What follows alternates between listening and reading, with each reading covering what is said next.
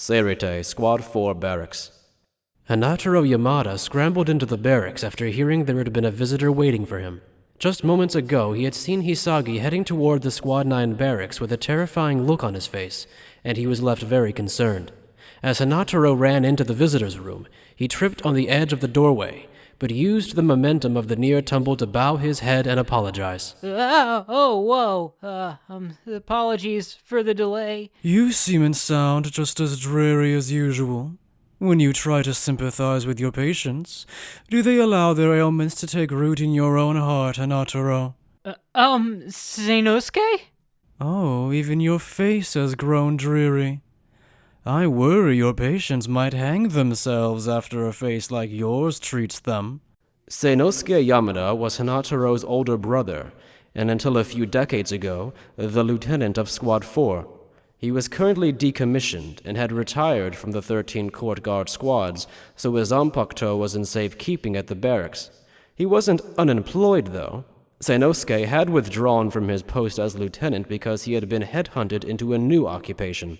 He was the Seirite Central Clinic Delegate, the highest authority in the relief office that specifically catered to the 4 great noble clans and specialized in serving the upper nobility. What happened? Do you have the day off? I heard you've been quite busy. More or less. But the work is worthwhile. Those old aristocrats who don't want to die even though they're soul reapers come to see me incessantly.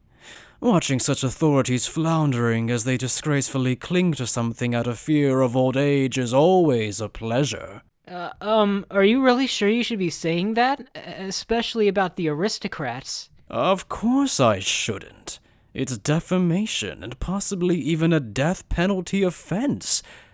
Are you planning to tattle on me, Hanataro? If you're saying you want me to die, I suppose I'll just need to be brave and give up on life as my dear little brother wishes. I wouldn't do that, Seinosuke. You certainly are spiteful, and no one's a fan of your personality, but there are good things about you if people look for them, I think. We can't let anyone who has it out for someone join Squad 4 to begin with. It hurts me in its own way that you'd consider it so seriously. Well, it's my day off, and I had some business here, so I came to give you some advice while I was around, Hanataro. Advice? For me? Hanataro, how would you feel about taking some time off from Squad 4? Huh? A lot of rumors come my way in my line of work. Now that we've done away with the Quincy threat, it's unlikely that we'll have any big wars for a while. Instead, the Seirite will probably hit a rough patch, and not one that's small enough to stop just by putting some effort into it either. If you don't want to get dragged into the mess, you should distance yourself from positions of responsibility for a while, and keep your eyes and ears closed. World of the Living, Karakura Town. It was dusk in Karakura Town, and Keigo Asano and Mizuiro Kojima, who had been enjoying their day off just minutes ago, were running down a deserted alley, chased by a giant crab-shaped huge hollow. However, it was not Keigo and Mizuiro the monster was trying to crush with its claws, but Ryunosuke Yuki, the Soul Reaper in charge of Karakura Town, who had come across the hollow and had gotten Keigo and Mizuiro mixed up in a chase as he ran away from it. This is dangerous. It's dangerous. So leave this to me and get out of here. Also, somebody save me. Anyone? I can't believe we got dragged into this. We're really deep in it this time. Can we get to Mr. Uehara's shop if we keep up this pace? Oh, actually. Mizuiro threw a strange ball he had gotten from Uehara's shop at the monster, which engulfed it in lightning and impaired its movements. He expected Ryunosuke to take the opportunity to go on the offensive, but Ryunosuke had been so shocked by the roar of the lightning that he was paralyzed with fear. Guess we've got to restart the marathon. What do you think you're doing, Ryunosuke? A Soul Reaper leapt from the roof of the building, and she used her downward momentum to swing the blade of her Zanpakuto with as much force as she could muster. The impact of the blade shook the surrounding alleys like an earthquake, and the huge crab-shaped hollow was smashed to smithereens. The resultant reishi were purified by the Zanpakuto. I think her name was Shino Madarame. So some Soul Reapers are dependable. So, you're safe, Shino. I'm so glad. That's what I should be saying to you, you fool! Shino had landed with her back to Ryunosuke, so she jumped backwards and crashed into him with her shoulder. Ryunosuke was sent tumbling to the ground, and then Shino locked his arms and legs while he was down. You're pitiful! How could you freeze up during a chance of a lifetime? Ow, ow, ow! You're gonna tear me apart. My arms are gonna fall right off, Shino. You're gonna break my arms, neck, and my back at this rate. Oh, you saved us.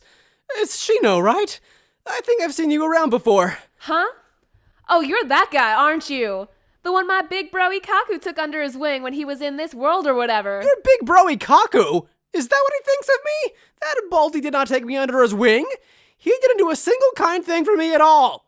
I'm just gonna pretend I didn't hear that. Ikaku would kill you if he found out you called him bald. Once they were in a calmer location and could talk, Mizuiro and Keigo found out that Shino was either Ikaku Madarame's little sister or cousin. Their family had been in daily violent struggles in Rukongai, and their parents had died out one after another before they had been old enough to form memories. They were then passed around to various relatives, so they themselves did not know what their relationship exactly was to each other. So actually, I haven't been too concerned about it since Ichigo came back safe, but shouldn't there be fewer of those white monster things since the fight's now over? It's not like we or Kurosaki were at war against the Hollows, and the Hollows were already more likely to appear here anyway. Right, since this is a special place. Supposedly that's why Aizen targeted it. You sure know a lot for a human. That's right. That's why anything could happen here. So we can't ever let our guard down. Well, I think that I've been incredibly careful since the moment we were dispatched. Stop making that call for yourself! Shino put Ryunosuke into a joint lock, but then, as though to extinguish his screams, a loudspeaker boomed from the main street. And so, they were unsatisfied with remaining in the present.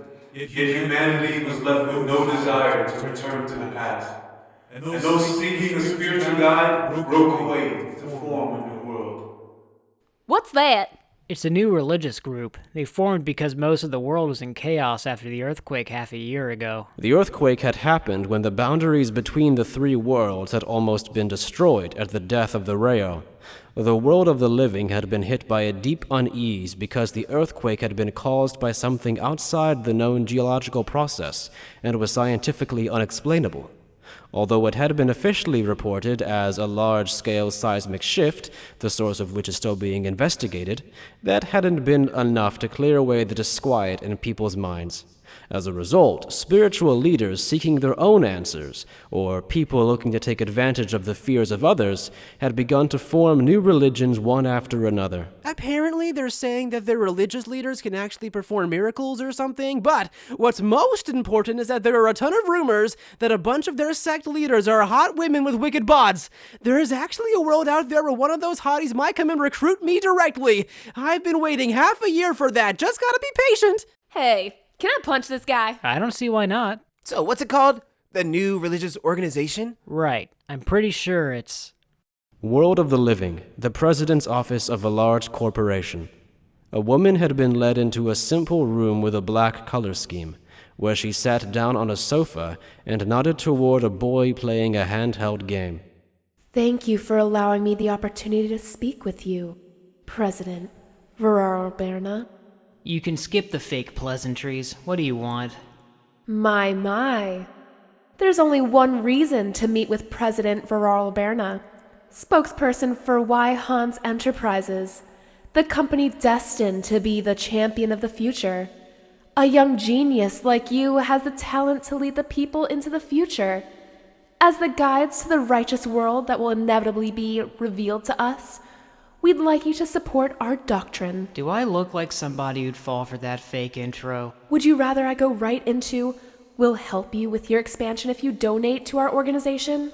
That's a load of crap, too. You know your organization isn't looking for a donation from me. He took a hand from his game and pulled a business card out of his breast pocket before putting it on the table. This caught my eye earlier, and now that you've come to see me, I'm certain. You don't have any retries after this, so personally I think you should be honest. What's your aim? The business card read, Aura Michibane, Execution Representative. Hueco Mundo, half a year after the Great Reo Protection War. After the Arrancar hunts of the Vandenreich had come to an end, Harribel and Grimmjow had temporarily disappeared, and Hueco Mundo had entered a new era of civil war. Rudbornn Chelute, the former Arrancar leader of the Exequias, had single-handedly taken over running Las Noches after Aizen's exit. He had attempted to unify Hueco Mundo after Harribel's disappearance and fought for leadership. His dream had been to develop Hueco Mundo and be recognized by Aizen, to tell the man upon his return that he had done something with the power he had been granted, even if Aizen was disgusted by his results and killed him on the spot. But now that Nelliel had returned with Harribel, peace returned to Hueco Mundo. It was a short-lived dream, Wasn't it? It truly was presumptuous of a weakling like me to have dreams so big in the first place. At the moment, Rudbornn was naturally fighting against the Quincy's to protect Hueco Mundo's order. Most of the Yagdharmi Quincy forces had been stranded in Hueco Mundo after Ichigo Kurosaki and Grimmjow beat their commander Kyoge. They kept up their hopeless resistance, but most of them had been annihilated by Rudbornn. There had been no Quincy movement in the several months since then, and Rudbornn had thought their extermination complete. My, to think that there are still Quincy survivors. How utterly cowardly. The Bakara aren't listening to me as always, and I heard that they went off to the world of the living with Roka Parami, and Master Grimmjow is still refusing to help repress anything in Hueco Mundo. How many days must we wait until proper order is reinstated? Wait a sec. Don't just go around sighing. You've got to fight occasionally too. You're always shoving the work off onto us and the minions you created. Don't push it, Loly. It's no use telling him that. No, I'm gonna say it. You know what, Rudbornn? Where were you when Lady Harribel was kidnapped? You weren't even here when that Killgate guy came. Since the invasion started everywhere simultaneously, we needed someone everywhere to stop them. If you really want to talk about it, not a single one of us was there when Ichigo Kurosaki defeated Lord Aizen. We, myself included, must take our incompetence to heart. That has nothing to do with what I was talking about. Though you are both immature, I allow you to stay in my unit because you respect Lord Aizen. Normally knaves like the two of you would have no place in Hueco Mundo because of the disruption you bring to the public order. Oh? And what exactly are you saying gets disrupted by my just being here? I said quit it. Let go, Menoly. He acts all high and mighty, but what do you think he was doing when the Soul Reapers attacked? They say he almost croaked when he got beat up by Yami. The same could be said about us. A single ray of light passed in front of her eyes. The shot pierced a rock some distance from Rudbornn and the girls. As though something had taken a giant bite out of the massive boulder, a piece of it went flying. What? Loly turned toward the direction the light had come from and found a woman holding a bow standing on the upper floor of a collapsed building. Menoly saw that even more Quincy arrows had been sent flying towards them. They tried to dodge, and in the fluster, Rudbornn's skeleton soldiers got caught up in the attack, and countless columns of sand sprayed up from the desert. Wait, these guys are the usual nobodies. There are still Quincy's like that around? Those Arrancars have nothing if not numbers. Feels like they came to take care of us. Actually, looks like all you've dealt with are the underlings. Did you really miss from this distance? Wow, so pathetic. I bet it's because you don't practice. Shut up, Gigi. You could lift a finger every once in a while. You already know that I can only turn hollows into zombies temporarily, don't you? I thought it was common sense that Hollow Reishi and ours don't get along. Did you forget? Who cares if it's only temporary? You pretty much treat everybody except Bambi like they were disposable anyway. The zombification ran its course over there, so it'll be the same here, right? It makes me tired, so I don't want to. But if you're so insistent, why don't you become a zombie for me, Lil? You want me to eat you? No, I better not. You definitely give me the runs. That's so mean, Lil. Telling a girl she'd turn your stomach is such an insult. Hey, don't you agree, Bambi? Yes, exactly like you said, Gigi. So please, Gigi. Please. Blood. Really, Bambi? You're so greedy. If you're going to be so demanding. Well, you know what you need to do, right? Because you're so smart, aren't you? You're clever. I got it. I'll defeat the enemy. I'll protect you. Because I love your blood. It doesn't look like she's completely healed yet. And isn't her ability to speak getting worse? She's like Frankenstein's monster, or some kind of a horror that accidentally made its way out of the woods and into civilization. She's fine. She'll fix up just fine once I give her my blood. But I think she looks so much cuter when she's hurt, so I'm gonna keep her like this for a while, alright? You really are scum. Bambietta headed toward the enemy as innumerable clumps of reishi ejected from her and pierced the gathered enemy.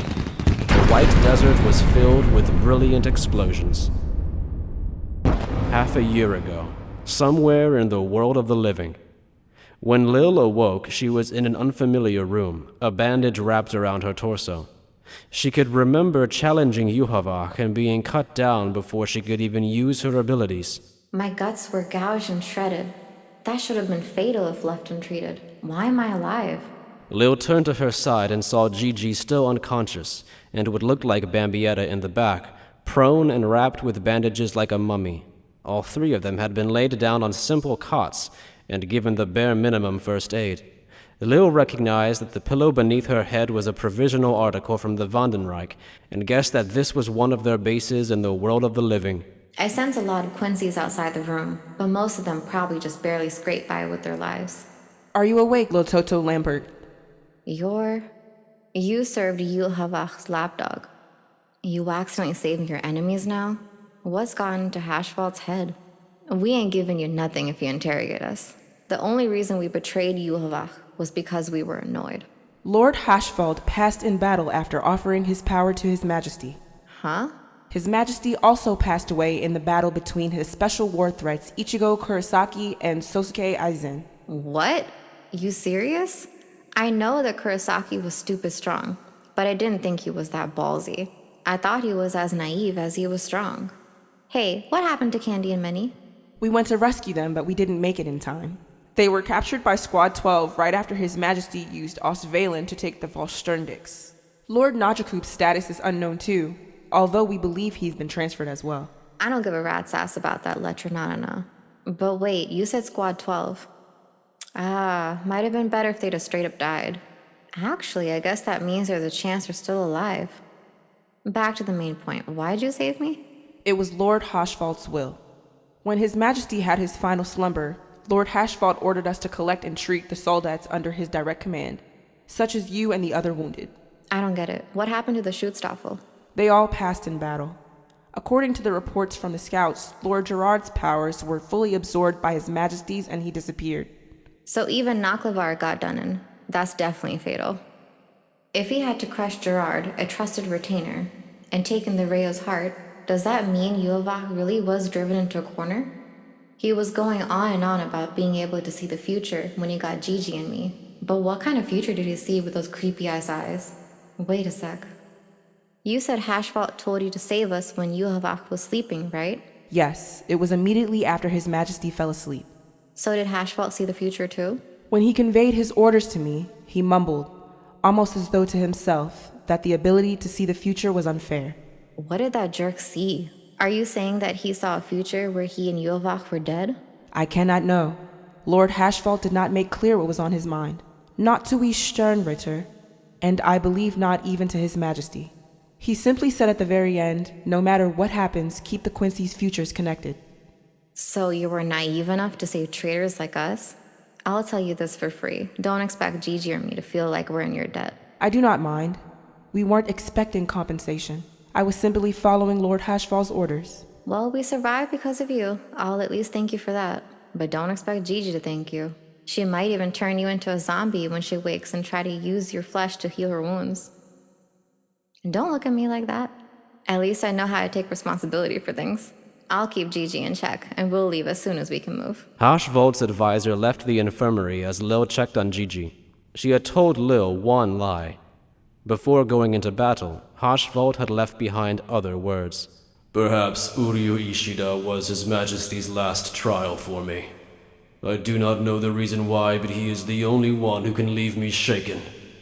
If I am ever swayed by my emotions and forget my role as balancer, then on that occasion I will likely need to return the power I have been entrusted with and my life to His Majesty.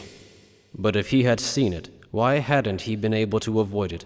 What did Uryu Ishida say or do to Haschwalth? She didn't know, but as his trusted retainer she could only be proud of her master. Even if he had seen his own future, he had been prepared for it, and she believed he had chosen the path for himself. Liltotto, Giselle, and Bambietta disappeared the following day from the base hidden in the world of the living. And now Liltotto and her two companions were fighting the Arrancars in Hueco Mundo. Although it had taken several months for them to regain their strength, they had finally recovered all their abilities, other than the Vorsterndiks that Yuhavak had stolen from them. If we could just go into full Ständig, we could absorb all their reishi. But can't you practically do the same thing, Lil? You could just swallow all those guys whole. Or are you on a diet? It's not like I can't eat them, but poison is still poison. I'd get horrible heartburn, so no thanks. In the end, most of them got done in, didn't they? The survivors of the Jagdarmee, I mean. Every single one of them was pitiful. Even after marching through this boring desert for 2 whole months, we haven't found a single one worth anything in a fight. You could just leave them there. But you sure do value friendship sometimes, don't you, Lil? Plus, I bet part of why you're rescuing the dregs of the Jagdarmee is to repay that infirmary for their kindness, instead of making them into your pawns, right? Who knows? I'm just forcing those guys to deal with ones who'll slow me down. It's really gross when your chili features look all passionate like that. But I also totally like it. Could you just choose between praising me or bad-mouthing me, you dirty tramp? Oh, you got me. It's all a lie. You're so cute when you're embarrassed, Lil. It's not like we can just leave them there like that. And if Candy and Manny are dead, I can make them my zombies. And I just won't feel right until I give that bedazzled pervert hell. Don't. That guy completely outclasses us. We'll be fine, as long as we're using our heads. Like, what if we turn Ichigo Kurosaki into a zombie? I'd really rather you not do that specifically. I'm not going to commit suicide with you. Well, for now, we'll go back to the world of the living once we clean up these guys and make a plan to... She isn't done yet? Bambietta was running down the Arrancars with the Explode, and yet the number of Arrancar soldiers hadn't dwindled at all. It almost felt like their ranks were increasing. Are they getting reinforcements? No, that's not it. The countless skull-faced soldiers were piling themselves up and creating a wall, so that the core force was partitioned off and protected. What's with them? What's going on here? Several minutes earlier... We're in hot water. What's with that red girl? All she's doing is making everything explode all of a sudden. This is so bad, Loly! She might be as strong as that guy with the glasses, Kyuge. Horatio seems to have the ability to turn anything they touch into an explosive. Because the origin of the Horatio themselves does not have the explosive properties, and she can release them rapid fire like that. Planning to wait until she runs out of spiritual pressure would seem unwise. Wait a sec. How can you talk like everything's fine? Things are only going to get worse. Those who serve Lord Aizen should not expose their shame for even an instant. You should always be composed. You should not feel despair when faced with death, even if your life ends here. You should think about what you could do in your final moments to benefit Lord Aizen. Yeah, okay, Zamari. All Lord Aizen's going to get us at this rate are the ashes of our nails. I am honored that you will compare me to Master Zamari. There is no reason to worry. In any case, I do not plan on dying here. Please observe the ability that I polished to wash away my shame after falling behind the Soul Reapers. Grow, Arbor! Rudborn's Zanpakuto shifted into tree ivy and spread, twining around his arm and lower body to transform him into an arbor. He then created skull-masked soldiers one after another from the branches growing from his back, the fresh soldiers turning into a wall to protect them from the enemy's explosions. What? This is exactly what you were doing before. The sand in front of her was rising, and new skull soldiers were starting to come to life from inside the desert. Rudborn's roots had spread through the ground like bamboo shoots to produce a mass of new soldiers. The Calaveras ability let Rudborn suck up the reishi in Hueco Mundo through his roots and use them to create an endless supply of loyal soldiers. The speed at which he could create soldiers had increased, as new trees grew where the roots spread, expanding his reach. It was a technique he had developed while attempting to create soldiers underground, where the cold couldn't reach them, in response to when Ryunosuke had frozen and sealed away his branches. I don't like these guys. They're not scared of dying. Why? Why is this happening? No. I'm scared. The hundreds of thousands of skulls overcame the unending explosions and rose from beyond the flames, using other skulls as footholds to form into a gigantic tentacle that attempted to swallow Bambietta as she fluttered through the air. Thousands of skulls leapt from the explosive inferno Bambietta had ignited and used the bodies of the fallen soldiers as platforms to combine into one large tentacle to engulf Bambietta. Lil. Candy. Many. Gigi. Help everyone. The gigantic wave of skull soldiers then abruptly vanished, following a white, sinister undulation. What was that just now? Loly watched as Lil flew towards them from the ruins, her mouth now a gigantic maw that gaped out, and nearly 1,000 skull soldiers were swallowed in a single bite. What? Lil? Yuck. Well, they were tasteless to begin with. What were they? Seriously, what are we going to do with you? You're really so useless, Bambi. What was that? You don't want your reward? If you didn't want it, you should have just stayed asleep. That wouldn't have been a problem for me. Oh. No. It's not like that. Sorry, Gigi. It's hard to believe you when you tell everybody you're not a sadist. Huh? What do you mean? Ah, well, there's tons cropping back up. Are they goblins or something? Hey, are you all right? Didn't you say that eating hollows gives you heartburn? I'm kind of stuck digesting them at this point, aren't I? I think I can do that 2 or 3 more times, but those guys seriously had no flavor or nutritional value at all. That filthy garbage pile did nothing to satiate my hunger. Guess I should hurry up and eat something tastier. Though he looks pretty unappetizing too.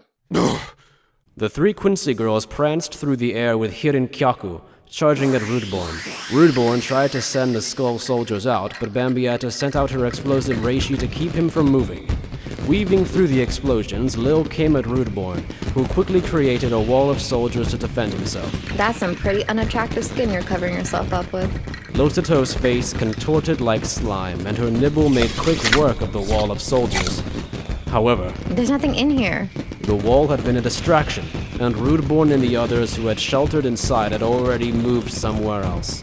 Loly leapt behind the Quincy. Poison! Escalopendra! Loly's zanpakuto wrapped itself around her in the shape of a gigantic centipede, herself brandishing part of it like a blade. Huh. Liltotto barely dodged it, and the sand it struck started to melt like slush. Melt! Loly tried to strike Liltotto again, but the centipede-like appendage disappeared. What? That was pointlessly spicy, but I guess it was alright. My resurrection! She ate it! Huh? Liltotto scattered arrows around herself, piercing the skull swarm and the branches birthing the next wave of soldiers. Both branches and soldiers instantly dissolved, just like the sand had a moment ago. My poison? Looks like I managed to digest it. Guess my stomach acid was just stronger. The glutton didn't just eat her opponents. Her secondary power allowed her to instinctively know how to use the abilities of whatever she had digested until it was fully digested. So, where are you hiding? I don't want to rush things like Bambi did, but maybe I'll scatter around the poison I stole and smoke them out?